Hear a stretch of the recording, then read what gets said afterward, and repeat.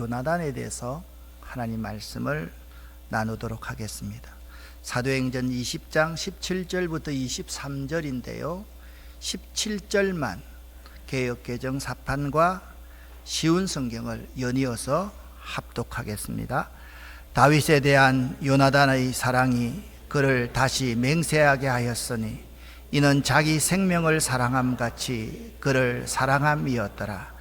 그리고 요나단은 다윗에게 자기와 맺은 사랑의 약속을 다시 말하게 했습니다. 요나단은 다윗을 자기 목숨만큼 사랑했기 때문에 그런 약속을 하게 하였습니다. 아멘. 저는 사무엘서를 참 좋아합니다. 사무엘서에 나오는 다윗에 대한 이야기는 신약적 인사이트, 통찰력을 줍니다. 다윗을 보면요 예수 그리스도가 보이고요 우리들의 모습을 다윗에게서 발견하게 됩니다. 다윗 스토리는 단순한 구약의 이야기가 아닌 하나님의 구원의 스토리임을 우리는 알 수가 있습니다. 이 그림은요 렘브란트의 유화입니다. 1642년 렘브란트가 그린 그림입니다. 러시아 상트페테르부르크 에르미타주 박물관에 소장되어 있는 다윗과 요나단의 이별이란 제목의 작품입니다. 저도 이 그림을 직접 가서 본 적이 있습니다. 이 그림의 주인공은 요나단입니다. 요나단의 얼굴이 정면으로 나와 있고 다윗은 뒷모습만 나와 있습니다. 요나단은 사울 왕의 아들입니다. 가만히 있으면 아버지의 뒤를 이어 이스라엘의 다음 왕이 되는 1순위의 왕자입니다. 그렇지만 요나단은 다윗을 자신보다 더 귀한 가치로 가진 자로 여겨서 진심으로 다윗을 사랑했습니다. 요나단은 다윗과 아름다운 우정을 나누며 서로 언약을 맺습니다. 요나단은 아버지 사울 왕이 다윗 제거 계획을 미리 알고 다윗의 피선을 도와 다윗의 목숨을 구해 줍니다.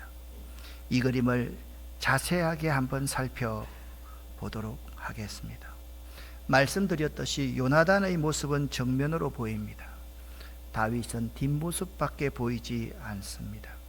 먼저 요나단의 얼굴입니다. 따스하면서도 위로하는 형의 모습처럼 인자한 얼굴을 하고 있습니다. 요나단은 형으로서 다윗을 감싸 안으며 위로합니다. 요나단의 손이 따스하게 느껴지지 않습니까? 그리고 다윗이 차고 있는 좋은 칼, 다윗의 화려한 옷도 요나단이 다 준 것들입니다. 왕자인 요나단이 자신의 옷과 칼과 자신의 귀중한 것들을 다 다윗에게 내어준다는 것은 자신을 준다, 자신의 생명을 준다라는 의미일 겁니다. 이 그림을 다시 한번 살펴봅니다. 다윗의 모습 조금 이상하지 않습니까? 요나단은 꼿꼿이 서 있지만 다윗의 모습은 무릎을 숙이고 있고요 요나단에게 기대어 있는 모습입니다. 다윗은 당장 쓰러질 것 같고 너무 약해 보이고 슬퍼 보이기만 합니다. 평소의 다윗의 모습과 너무나도 다르게 묘사되어져 있습니다. 요나단은요 다윗을 받아줍니다. 자신을 받아주는 요나단 형의 큰 품에서 어찌할 수 없는 슬픔을 다윗은 쏟아내고 있습니다. 이 그림을 그리고 있는 화가 렘브란트에게는 큰 슬픔이 있었습니다. 그가 32살 되는 해 1642년에 그는 그가 가장 사랑하는 아내를 잃는 큰 슬픔을 맞이합니다. 이 큰 슬픔 가운데 이 작품을 남기게 되었습니다. 떠나보내는 다윗에 대한 요나단의 슬픔, 아내를 보내는 화가의 슬픔이 오버랩되고 있습니다. 이 그림을 자세히 한번 제 생각으로 바라보게 되었습니다. 제가 생각할 때 다윗과 요나단의 이별이란 제목의 작품은 이별의 슬픔이 주된 감정인 것 같았지만 사실은 저 뒤편에 밝은 하늘의 모습, 다윗은 지금은 슬프지만 밝은 미래가 있을 것이라는 사실을 우리에게 보여주고 있는 그림입니다. 이 두 사람, 요나단과 다윗의 우정은 언약에 근거하고 있기에 헤어짐의 슬픔 같지만 그 아름다운 우정의 열매를 맺어 반드시 그 약속을 이루시는 신실하신 하나님으로 말미암아 다윗의 미래는 밝을 수밖에 없습니다. 사무엘상 20장 11절에 요나단이 다윗에게 이렇게 말을 합니다. 오라, 우리가 들로 가자. 그리고 두 사람이 들로 광야로 나아갑니다. 다윗과 요나단이 들로 나갔다는 의미가 무엇일까요? 구약 성경에 둘이 들로 나갔다라는 의미는 언약을 다시 하자, 깨어졌던 언약을 다시 갱신하자라는 의미를 가지고 있습니다. 진정한 우정과 사랑은 반드시 더불어 언약을 맺게 되어 있습니다. 여러분, 사랑해봤지 않습니까? 결혼하며 살지 않습니까? 상대를 진심으로 사랑한다면 더불어 언약을 맺게 되어 있습니다. 이 남자를, 이 여인을 평생 제가 사랑하겠습니다 라는 약속을 하게 되어 있습니다. 요나단과 다윗의 우정과 사랑은 더불어 언약을 맺기까지 발전해 갔습니다. 사무엘상 18장 1절부터 4절 말씀을 읽으면 이런 말씀이 나옵니다. 함께 읽어보겠습니다. 다윗이 사울에게 말하기를 마치매 요나단의 마음이 다윗의 마음과 하나가 되어 요나단이 그를 자기 생명같이 사랑하니라. 그날에 사울은 다윗을 머무르게 하고 그의 아버지의 집으로 다시 돌아가기를 허락하지 아니하였고 요나단은 다윗을 자기 생명같이 사랑하여 더불어 언약을 맺었으며 요나단이 자기가 입었던 겉옷을 벗어 다윗에게 주었고 자기의 군복과 칼과 활과 띠도 그리하였더라. 아멘. 1절 말씀을 보십시오. 요나단의 마음과 다윗의 마음이 하나가 되었습니다. 요나단이 다윗을 자기 생명까지 사랑했습니다. 그런데 요나단의 아버지 사울 왕은 다윗을 그의 아버지 이새에게로 보내지 않습니다. 그것을 허락하지 아니하였다라고 말씀하고 있습니다. 요나단이 다윗을 자기 생명같이 사랑하여 더불어 언약을 맺습니다. 언약을 맺는다는 것은 자기의 전부를 상대방에 줍니다.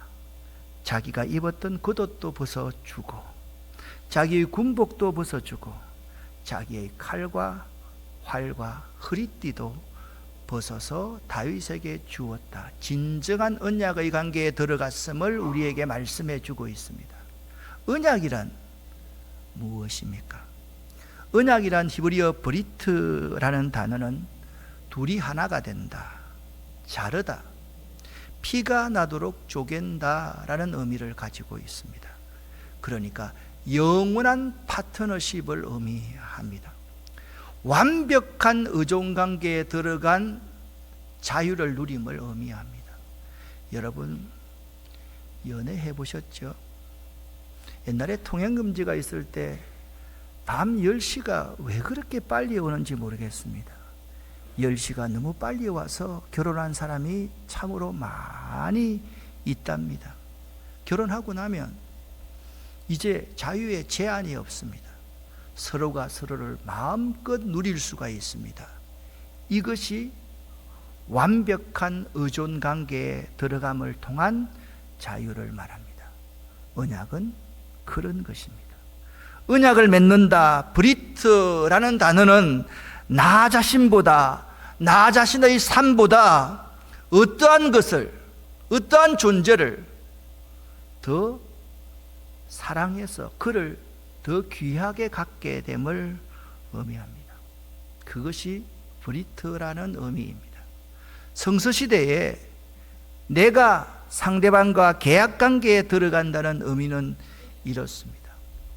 내가 여기 앞에 있는 제성도라는 사람과 계약관계에 들어갑니다.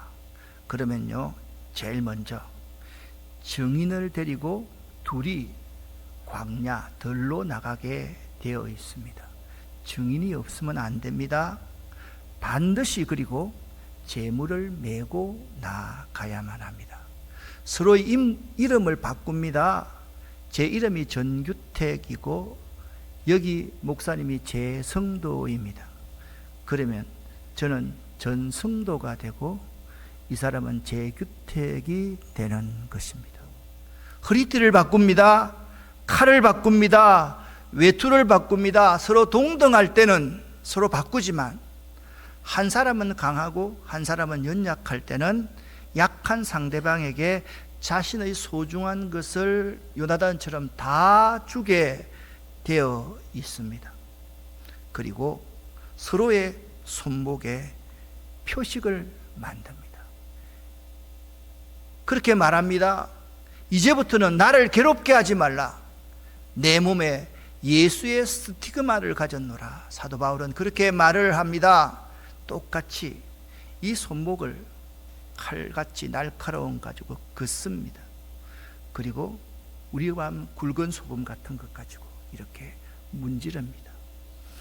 여기에 선명하게 스티그마 흔적이 남아 있습니다. 이 흔적을 볼 때마다 내가 이 상대방과 계약을 맺었다라는 사실을 결코 잊을 수가 없습니다. 그래서 다윗은 왕이 되어서 이제 모든 것을 다 차지하고 식사를 할 때마다, 식탁 자리에 앉았을 때마다 이 흔적을 보고 요나단, 사울의 집안에 누가 살아있는 사람이 없을까를 생각하게 되었던 것입니다. 그리고 메고 갔던 재물을, 이 옆에 오른쪽의 그림은 아브라함이 그의 아들 이삭을 모리아 지방에 있는 한 산에서 번제로 드리는 것입니다. 희생 제물을요, 머리부터 아래까지 잘라 두 줄로 두고 그 사이에 언약자가 지나감으로 언약을 체결하게 됩니다. 언약이란 두 사람 사이의 관계적 약속이기 때문에 일방적으로 어겨서는 안 됩니다.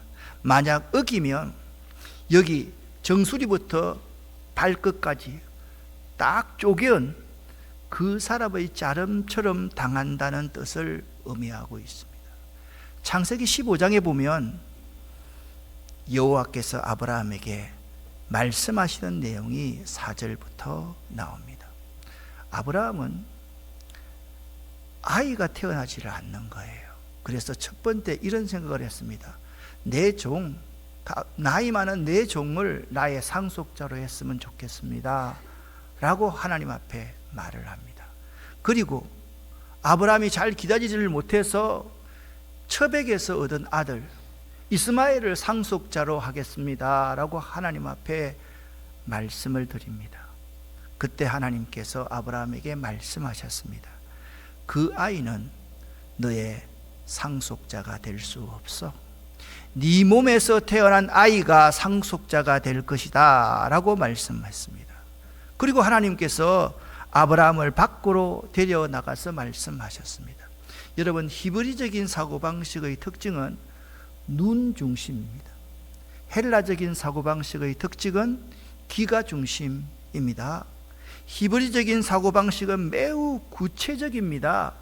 헬라적인 사고방식은 추상적입니다. 여러분, 제 손가락을 한번 보시기를 바랍니다. 여기가 어디입니까? 천장이라고 말하면 안 되죠. 하늘입니다. 하늘의 별을 한번 보십시오. 눈이 중심입니다. 이 하늘의 별처럼 여러분의 자손들이 번성하게 될 것입니다. 바다로 갑니다. 바다의 모래알을 보여줍니다. 바다의 모래알을 한번 보십시오. 이 모래알처럼 여러분의 자손들이 번성하게 될 것입니다. 그렇게 지금 15장 5절에 하늘을 바라보아라. 셀 수 있으면 저 별들을 한번 세어보거라. 네 자손들도 저 별처럼 많아지게 될 것이다. 이 사실을 아브라함이 믿었습니다. 아브라함의 장점은 잘 믿는다는 것입니다. 그런즉 하나님께서는 이런 아브라함의 믿음을 보시고 아브라함을 의롭게 여기셨다라고 말씀하고 있습니다.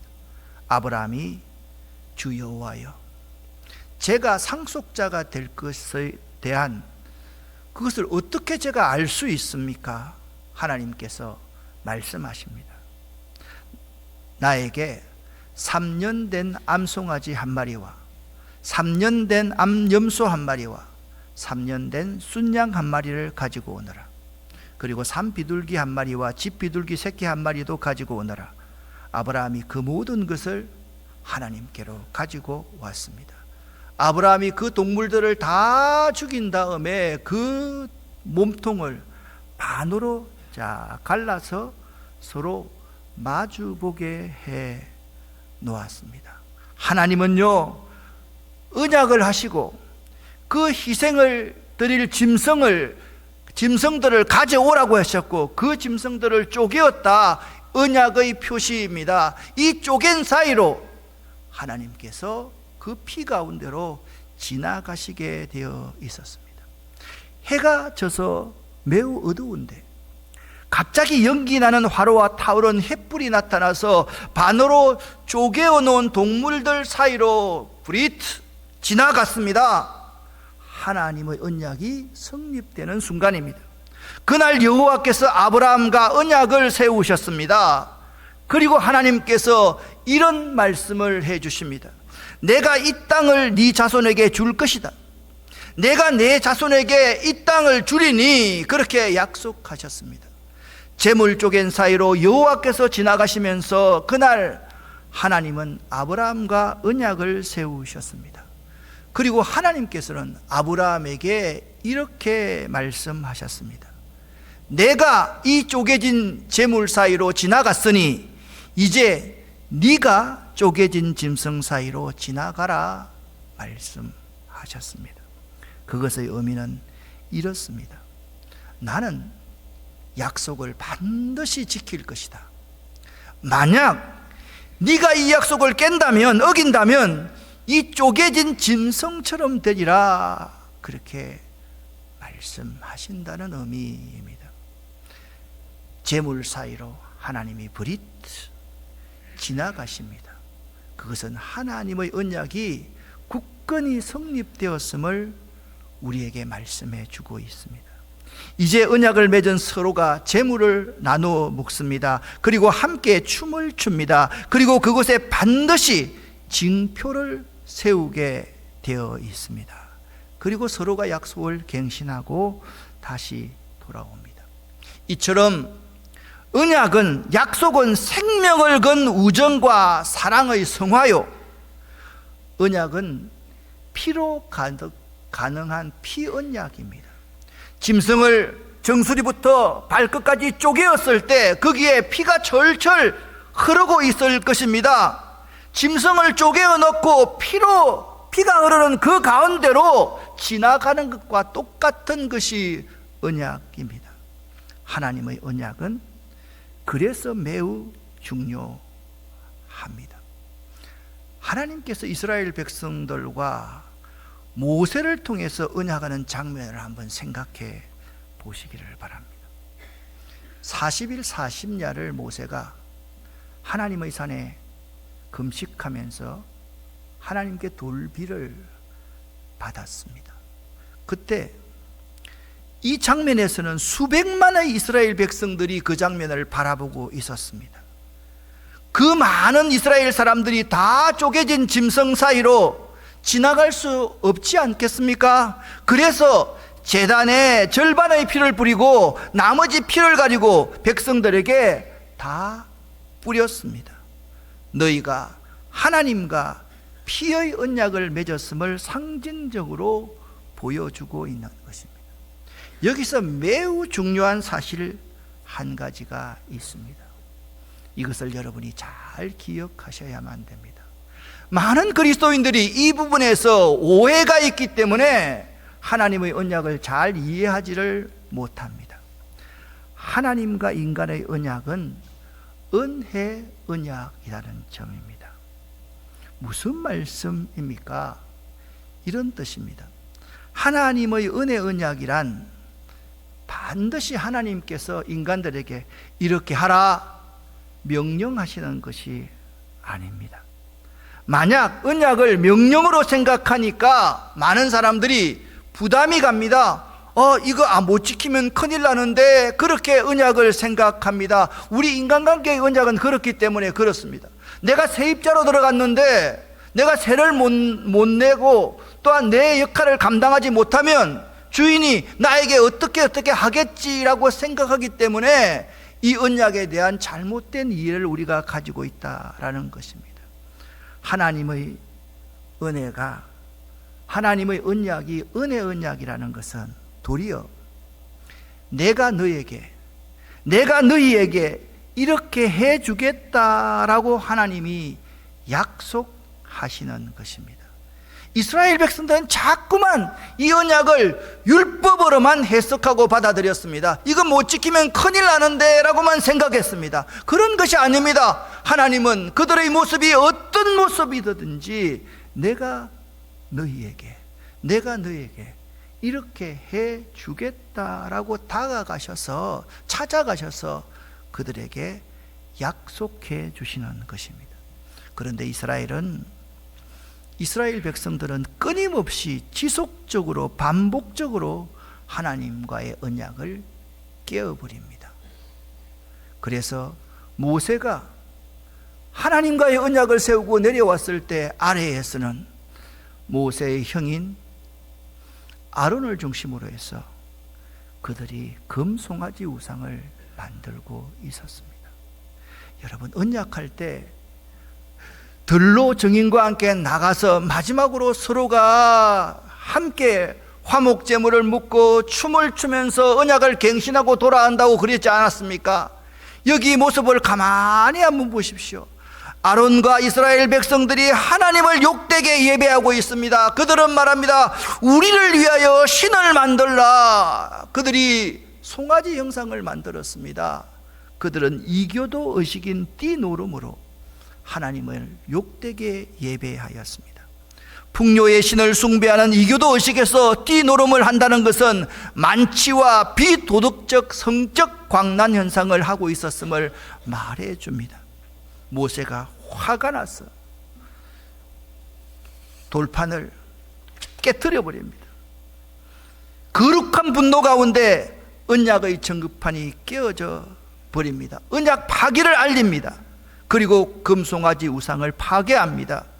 우상 숭배한 백성들은 철저하고 큰 형벌을 받습니다. 그런데 여기서 끝이 아닙니다. 모세는 그럴 수가 없었습니다. 남은 백성들을 위해서 눈물로서 중보하면서 기도를 드립니다. 그리고 하나님의 용서를 이끌어내고 다시 언약을 새롭게 합니다. 스스로 그 약속을 깨어버리곤 하였던 이스라엘, 우상을 만드는 이스라엘 백성들이 오늘 우리들의 모습과 똑같이 같지 않습니까? 하나님은요, 한 가지의 언약만이 아닌 그들이 필요한 모든 것을 주셨습니다. 그들이 감당할 수 없을 정도로 많은 것들을 그들에게 주셨습니다. 하나님은 그들에게 가장 좋은 것으로 언약해 주셨습니다. 우리들의 매일의 삶에서도 보면 하나님께서 부족하고 죄 많은 우리들에게 온갖 풍성한 것으로 언약을 맺으신 것을 확인할 수가 있습니다. 하나님께서는 여러분과 저에게 가장 좋은 것으로, 꼭 필요한 것으로, 감당할 수 없을 만큼 많은 것으로 약속해 주시는 분임을 믿으시기를 예수 이름으로 간절히 축원합니다. 예를 들어 보겠습니다. 하나님은 아브라함에게 세 가지의 언약을 해 주셨습니다. 첫째, 너로 큰 민족을 이루어 복을 주어 내 이름을 창대케 하겠다. 둘째, 내가 이 땅 가나안을 네 자손에게 주겠다. 셋째, 땅의 모든 족속이 너로 인하여 복을 얻는 복덩이, 복의 근원이 되게 하겠다 약속해 주셨습니다. 그리고요, 하나님은요, 야곱, 이스라엘과 언약을 세우셨는데요, 이 야곱이 이스라엘 민족을 이루지 않습니까? 야곱이 인생에서 가장 어려울 때 야곱과 언약을 세워주셨습니다. 야곱이 형 에서의 죽임을 피하여 하란으로 도망할 때 그 광야에서 가장 무섭고 외로울 때 아니었습니까? 어머니의 치마폭에 있던 야곱이 그 광야에서 짐승들의 울음소리를 들으면서 마음 가득한 자책감, 자괴감을 가지고 있을 때, 가장 어려울 때 하나님께서 그 야곱과 언약을 세워 주셨습니다. 우리에게도 마찬가지입니다. 여러분이 가장 힘들고 어려울 때, 가장 견딜 수 없을 그때 하나님은 여러분에게 언약의 하나님으로 나타나심을 믿으시기를 예수 이름으로 간절히 축원합니다. 찬송가 한 곡이 이 언약이 무엇인지를 잘 나타내 줍니다. 여러분 잘 아는 날마다 숨쉬는 순간마다 내 앞에 어려운 일 보내 주님 앞에 이 몸을 맡길 때 슬픔 없네 두려움.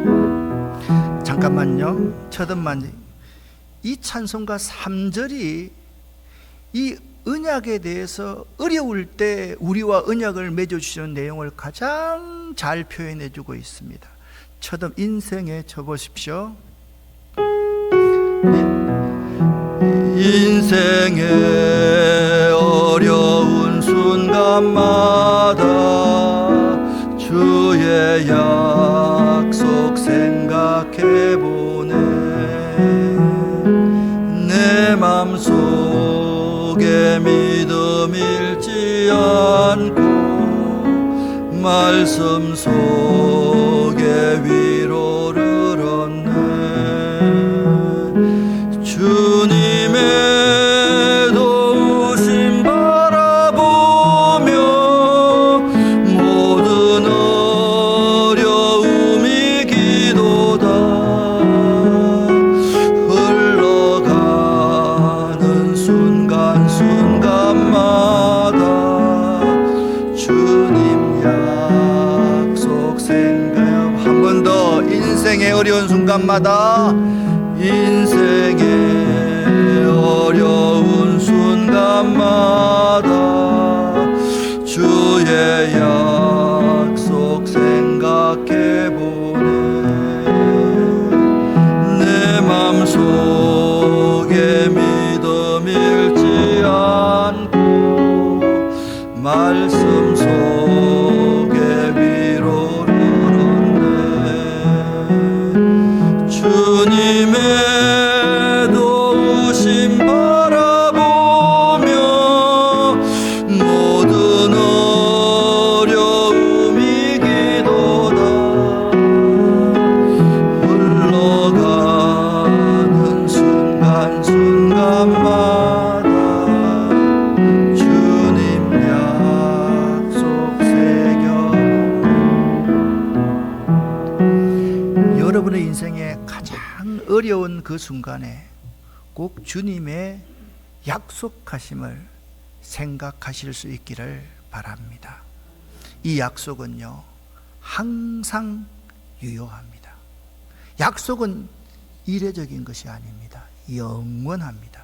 하나님의 속성 가운데 가장 중요한 속성이 진실하게 성실하게 이 약속을 이행하신다라는 것입니다.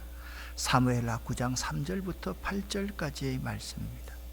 다윗 왕이 식사를 하다가 손목에 아마 그어진 그 스티그마를 매일 보았을 것입니다. 말을 합니다. 사울의 집에 아직도 남은 사람이 없느냐? 내가 사울의 집 사람에게 하나님의 은총을 베풀고자 하노라 말했습니다. 그때 시바라는 사람이 요나단에게 아들 하나가 있는데 저는 쩔뚝발이니이다.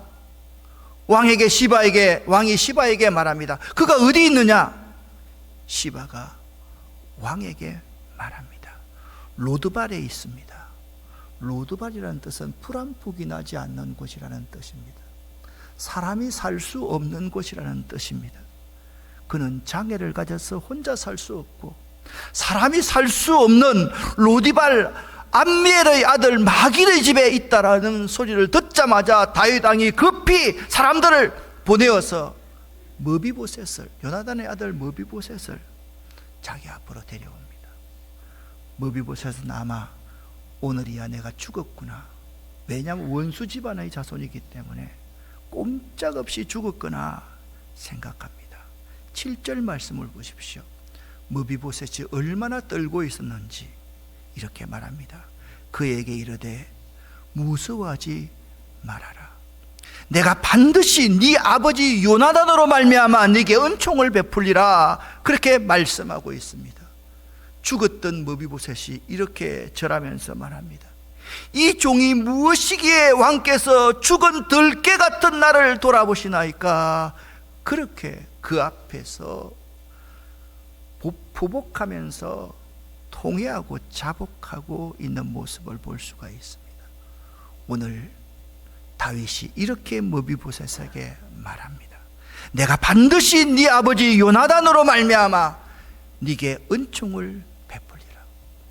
사랑하는 성도 여러분, 다윗과 요나단의 언약은 요나단의 아들 장애를 가진 머비보셋에게 풀 한 폭이 나지 않는 사람이 살 수 없는 곳에 살고 있는 로드발에 살고 있는 머비보셋에게까지 반드시 유효함을 믿으시기를 예수 이름으로 간절히 축원합니다.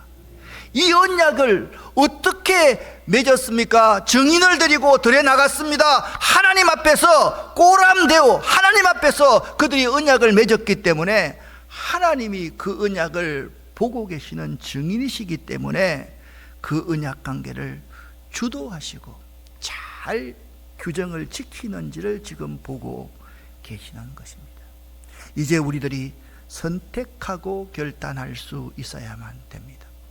하나님의 은혜, 언약, 이 하나님의 은혜, 언약의 축복, 우리가 뭘 지키면 잘해주겠다, 그게 아닙니다. 조건적인 것이 아닙니다. 내가 그저 너에게 주겠다. 이 하나님의 언약의 축복을 받을 수 있는 것은 딱 두 가지밖에 없습니다. 여러분과 저의 믿음입니다. 그리고 여러분과 제가 그 말씀에 그 하나님께 순종해야만 됩니다. 하나님의 언약의 축복은 여러분과 저의 믿음과 순종으로 말미암는다. 이것을 잊지 마시기를 바랍니다. 그것이 다윗이 우리에게 말씀해 주고 있는 귀한 진리입니다. 이 약속은 예수 그리스도를 통하여 우리에게 성취되었습니다. 지난 시간에 하나님께서 다윗을 이렇게 표현했습니다. 내가 이새의 아들 다윗을 만나니 내 마음에 합한 사람이라. 그것이 중요한 것이 아닙니다. 그 뒤에 말씀이 더 중요하다 말씀을 드렸습니다. 내가 너를 내 마음에 합한 사람이라고 부르는 것은 내 뜻을 너를 통해서 이루고자 함이라. 할렐루야. 그 뜻의 이루어짐이 바로 예수님을 통해서, 다윗의 혈통에서 나신 예수님을 통해서 하나님의 뜻을 이루고 계심을 우리가 함께 나누었지 않습니까? 이 약속은 예수 그리스도를 통해서 우리들에게 성취되었습니다. 다윗과 요나단, 그리고 그 아들 머비보셋, 창조주 하나님과 예수 그리스도, 그리고 형편없는 죄인인 여러분과 나, 사울 집안에서 달랐던 한 사람 요나단, 우리 모두 가운데서 달랐던 죄 없으신 예수 그리스도. 사랑하는 성도 여러분, 우리 모두는 머비보셋 아닐런지요? 여러분과 저는 로드발 풀 한 포기도 자라지 못하는 그곳에서 죽을 수 없는, 사람의 도움이 없이는 살아갈 수 없는 머비보셋과 같은 존재였음을 기억할 수 있기를 예수 이름으로 간절히 축원합니다. 다윗, 요나단, 머비보셋 이야기는 그들의 개인만의 이야기가 아닌 것입니다. 그렇습니다. 내가 받은 구원의 시작은 내가 태어나기 오래전 하나님과 예수님과의 피 언약으로부터 시작된 것입니다. 사울 집안의 요나단처럼 세상 속에서 죄 없으신 한 분 예수님을 통해서 세상 속에 있는 도무지 살아갈 수 없는, 죽을 수밖에 없었던 머비보셋에게 하나님의 인자하심, 헤세드, 하나님의 은혜가 임한 것입니다.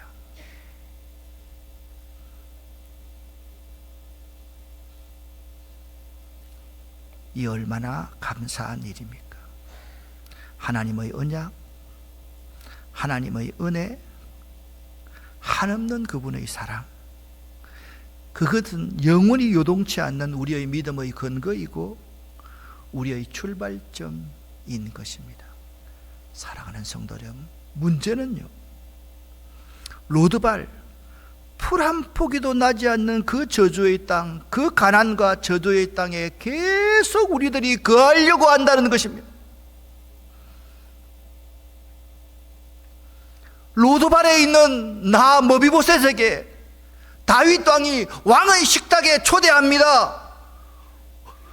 나 이제 죽었구나, 자살해야 되겠다, 못 살겠구나, 내 인생을 포기해야겠다가 아니라 왕께서 자기를 초대할 때 그 은혜의 보좌 앞에 담대히 나아갈 수 있는, 예수 그리스도의 보혈을 의지하고 담대히 나아갈 수 있는 여러분과 저가 될 수 있기를 예수 이름으로 간절히 축원합니다.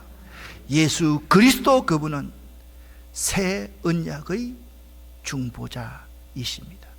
사랑하는 여러분, 주저하지 말고, 뒤돌아보지 말고, 멈칫하지 말고 은혜의 보좌 앞에 나올 수 있는 여러분 될 수 있기를 예수 이름으로 간절히 축원합니다. 기도하겠습니다.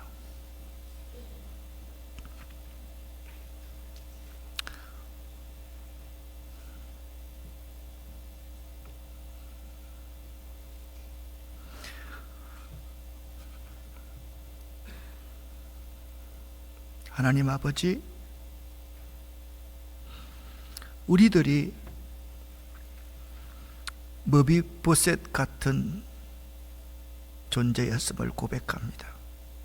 죽을 수밖에 없는 사람, 나 혼자의 힘으로 살아갈 수 없는 장애를 가진 사람, 풀 한 폭이 나지 않는 그 저주의 땅 로드발에 머물러 있던 사람임을 고백합니다.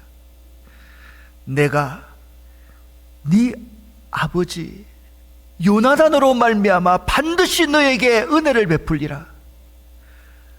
내가 너를 위해서 십자가에 피 흘려 죽은 예수 그리스도로 말미암아, 예수로 말미암아 너를 구원하리라. 이 하나님의 음성을 잘 새겨 들을 수 있도록 도와주시옵소서. 예수 그리스도 이름으로 축복하옵고 간절히 기도 올립니다. 아멘.